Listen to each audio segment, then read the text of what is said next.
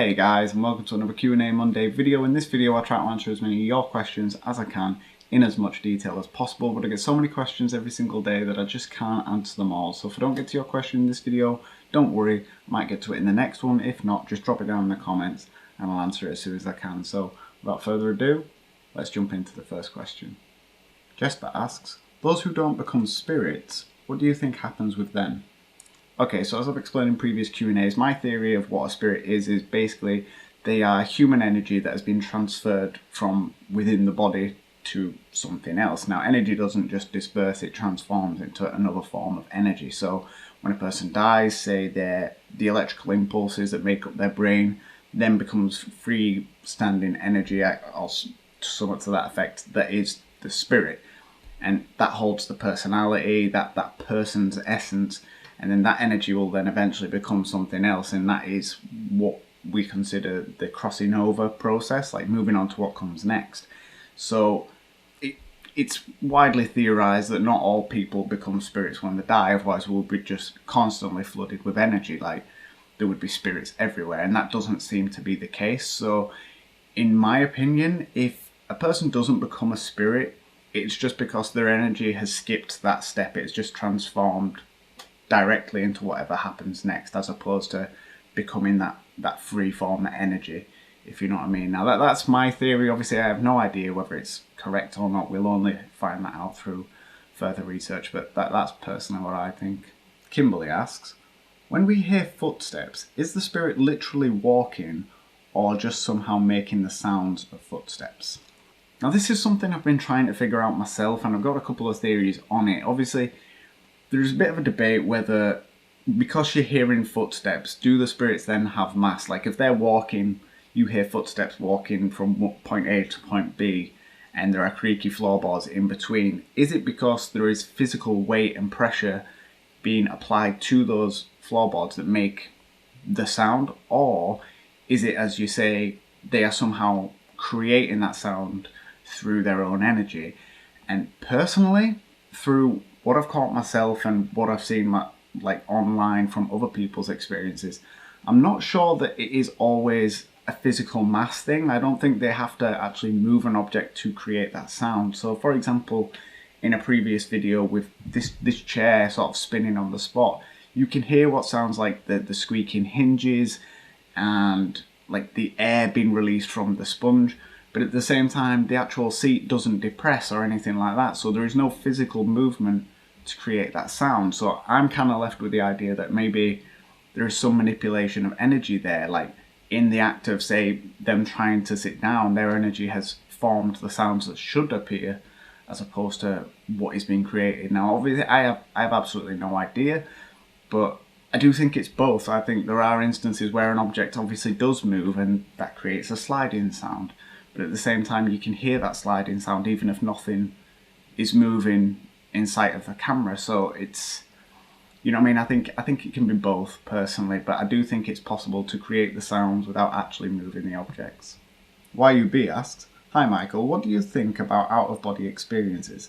Maybe this can help you a little bit with contacting your guides. Now, I do personally believe in out-of-body experiences, though I've never personally experienced it.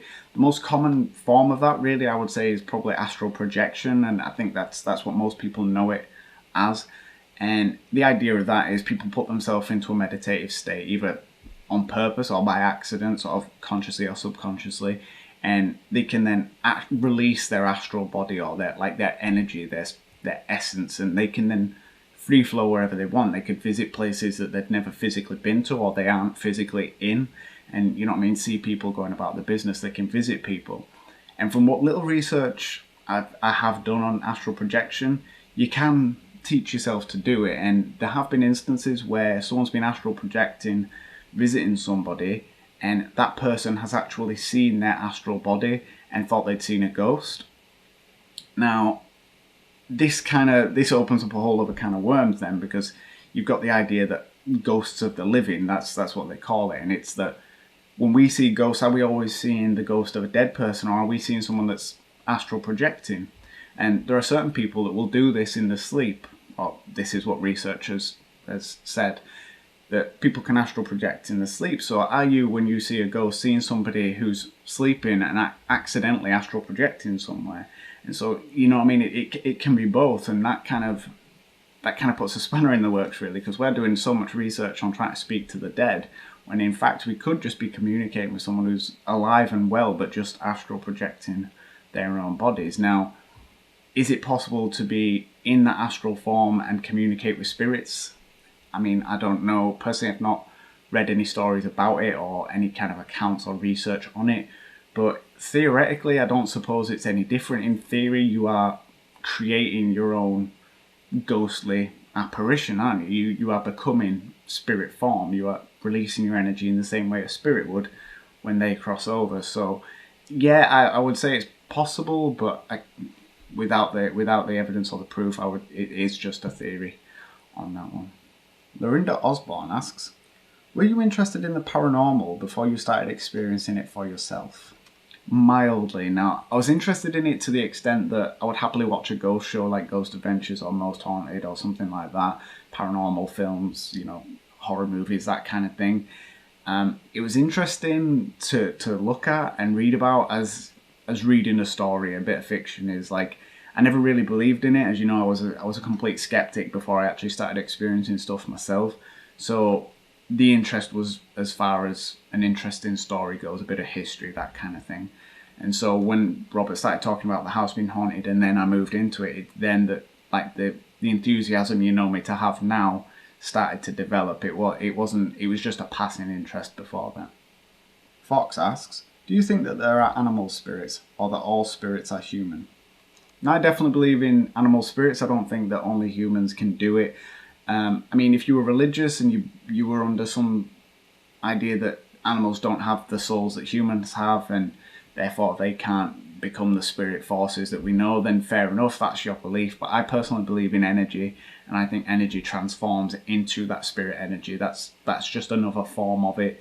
And so I don't see any good reason why an animal's energy couldn't do the same thing. I mean, there have been loads of stories out there where people have been visited by pets after they've died, like saying goodbye and things like that, visited in dreams. And for me, I even though I've not experienced it myself, don't get me wrong, I honestly don't see a reason why that's not possible. And I would love to experience it just so I can see that for myself. But for now, I'm 100% on board. I do believe in it, yeah. Rams TV asks, do you think spirits can show their backgrounds in your dreams or the future? Now, I don't know about telling the future, because personally I don't believe the future is written. If it was, then life becomes kind of pointless because it's all structured and planned.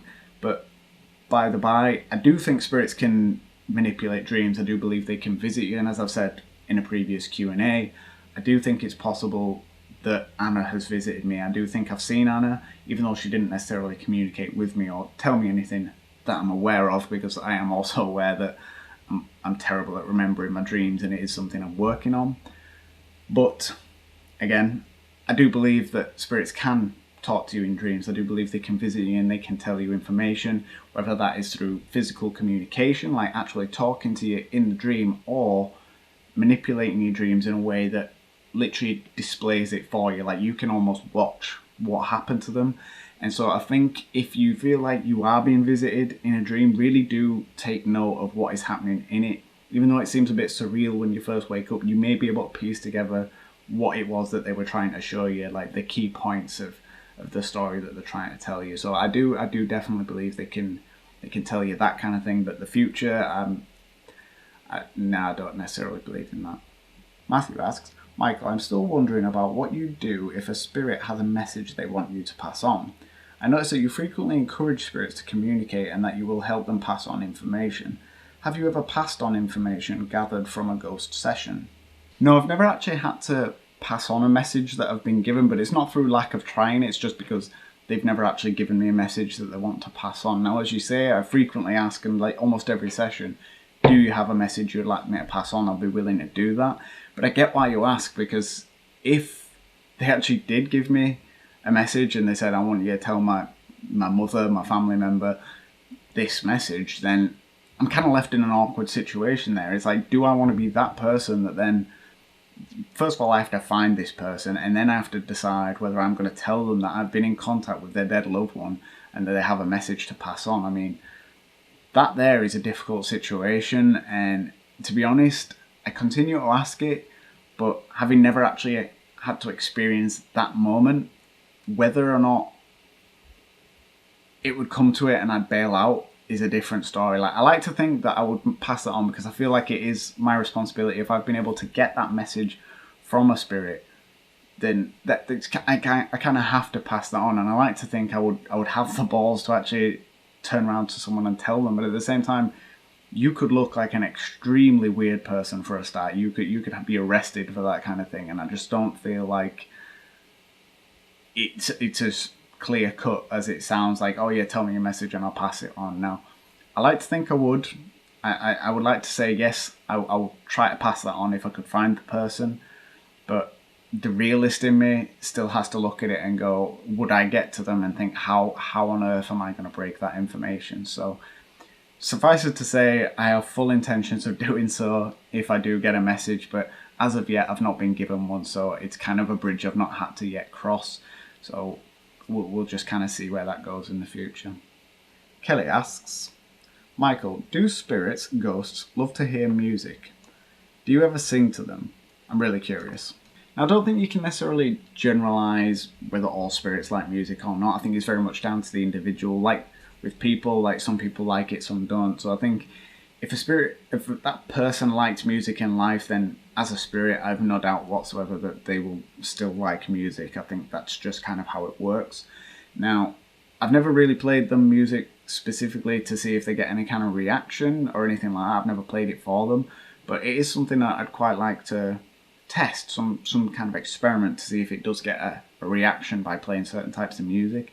And I think a perfect candidate for that would be Anna. If I can get some clear communication going with her to play some music from like the 1888 to 1912 period, then see if that gets some kind of reaction, I think would be a really interesting experiment to try. So bear with me on that. That's obviously an experiment for the future, but in answer to your question, I think it very much depends on the spirit in question.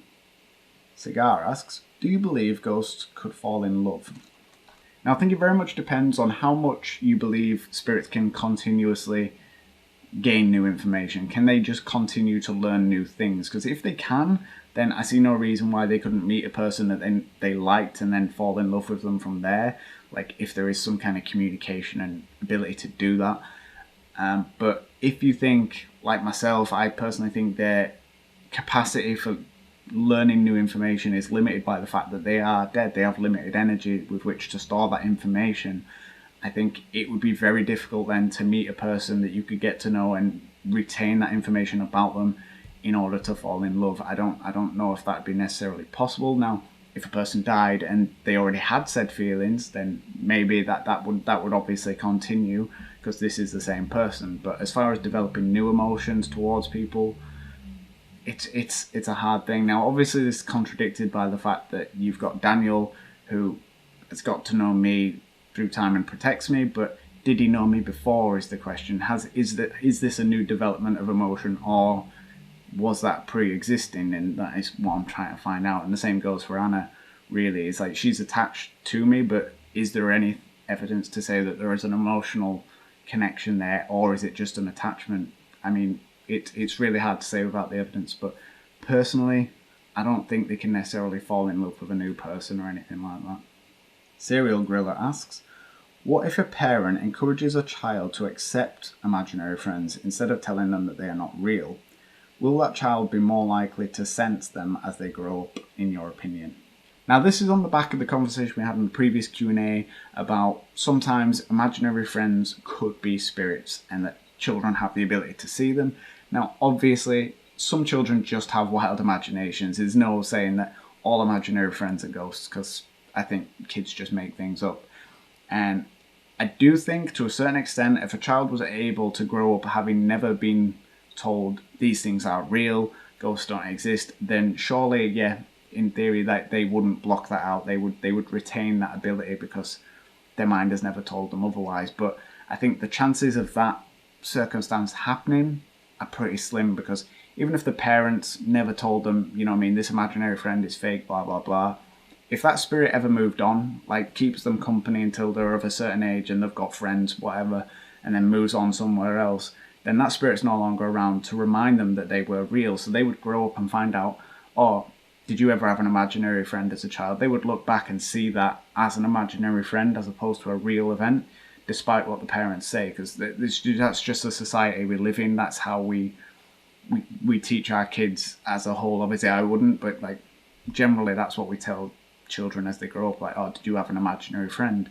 And I think they would put it down to that and eventually block it out themselves. But obviously there are certain families that are very open to this stuff, and these people can grow up to retain those abilities. So yes, I think in answer to your question, I think under the right circumstances, yes, they would probably be able to retain it. If they weren't influenced to believe that these things weren't real, then maybe that's true. Or maybe it's nothing to do with what you were told. Maybe it is something that literally shuts off at a certain age.